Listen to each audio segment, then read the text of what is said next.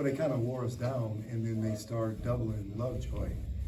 And the one thing we will have next year is multiple ball handlers. Mac is a willing ball handler, but, you know, he's missed so many games. And everyone else, once Jeter went out of the game, the young guys were a little tentative. But the energy, the effort, the toughness was there. And that's something we can carry with us. Doesn't matter if it's Green Bay, Milwaukee, or whoever we play in the playoffs.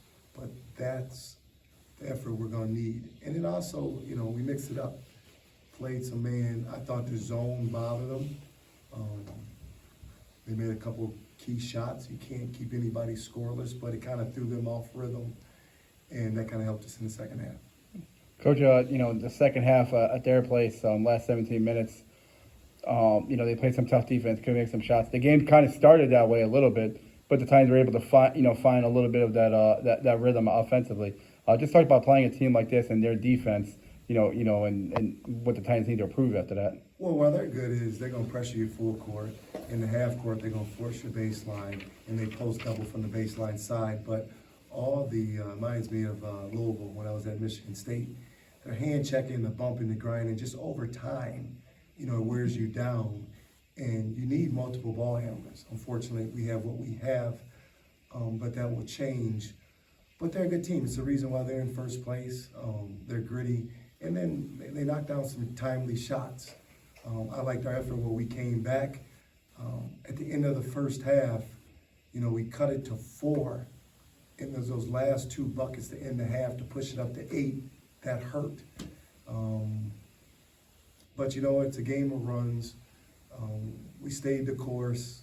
We kept answering their runs. We just needed one more push when it was 55-52, and we just didn't get that stop and score. Or maybe we did get a stop and we didn't score the basket. So I like where we're at in the last 4 minutes. Anytime it's a 1 or 2 possession game, we have a chance, and that's all you can ask for. Coach, one thing about this game was, you normally don't call a lot of timeouts. And was that just a process of, the way they play, the physicality, and just getting some breather there, or just using those timeouts, the way you did today? When you got a point guard playing almost 40 minutes a game, you need some timely timeouts just to get a breather. At times where I thought we were gassing, and then we can change our defense. They came in handy. So, I like to save them, but, I say it's playoff basketball, it's like baseball. You're not going to save a pitcher if you can go 3 or 4 innings and then you bring the next guy. Problem is we can't go 2 or 3 or 4 innings and bring in relief to stay at the same level where we're at. We're just undermanned right now, but we do bring in effort and toughness. Questions for Coach? Coach, sometimes they say the only way to get through it is to get through it. So when you're dealing with all these freshmen going up against such a physical team, what can they learn in a situation like this? Well, hopefully they learn in the off-season, value their weight room. And then in the off-season, value individual workouts. Everyone thinks it's just shooting, but it's ball handling, it's getting stronger, body fat goes down, you put on more muscle.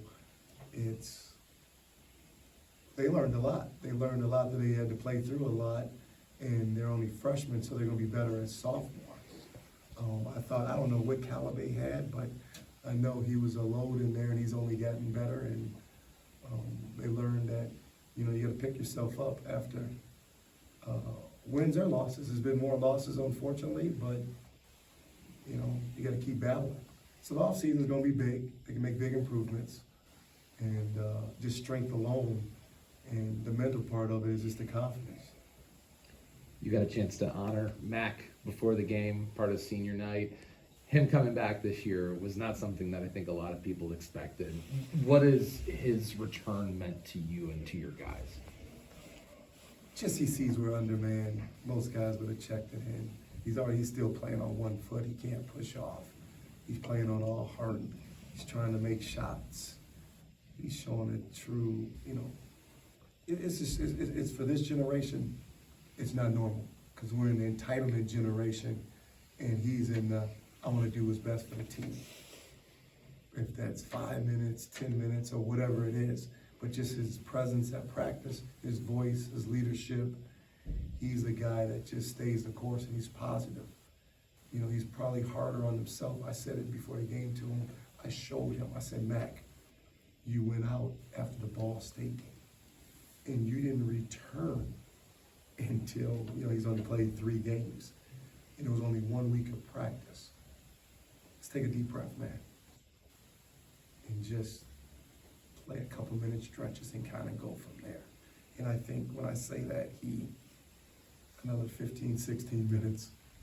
But you can tell he's frustrated because he keeps getting fouls and guys are driving by him, unfortunately. But I just like that, he put everything for the team and the school, the name on the front. You don't get that now. How's Emmanuel doing? He said he bumped knees at the end. I think he's gonna be fine. I think we have to worry more about Jeter. He said he might have heard a pop, but swallowed a little bit, so let's hope that he's fine. Let's just hope it. But I tell him I'm doing something that I haven't done or haven't been a part of in, 30-some years. We probably just need the weekend to get refreshed. Saturday, Sunday, have 2 good practices, Monday, Tuesday, fly to Green Bay, have a good workout there, and then just compete. So this is the best part of the season. It's March.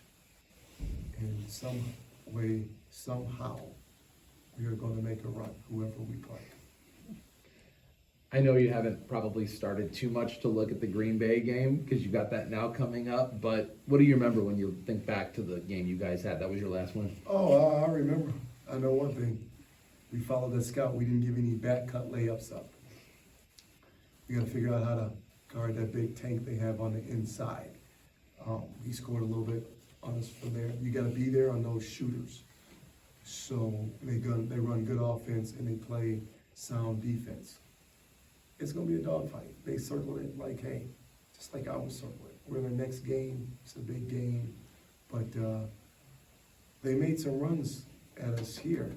Where 5 minutes to go was still a ball game, and we made the last run. So our defense has to travel with us, but also we need some guys to make some shots. Coach, last question. Fortunately, it's going to be the last home game this year. We want to build that fan base and get more fans here, but just overall, the fans that came out, not just today, but for the year, what would you like to say to them? Thank you. I appreciate every single game they come to. And it's going to be days when they leave this building, just like at other universities, they're going to be smiling because we're going to protect home court. Just getting our feet wet, but just hold on, keep coming, keep bringing friends. But thank you, and I appreciate you guys all year because I could hear you in the stands. I could hear you cheering on and yelling at officials. I really appreciate that. Thank you.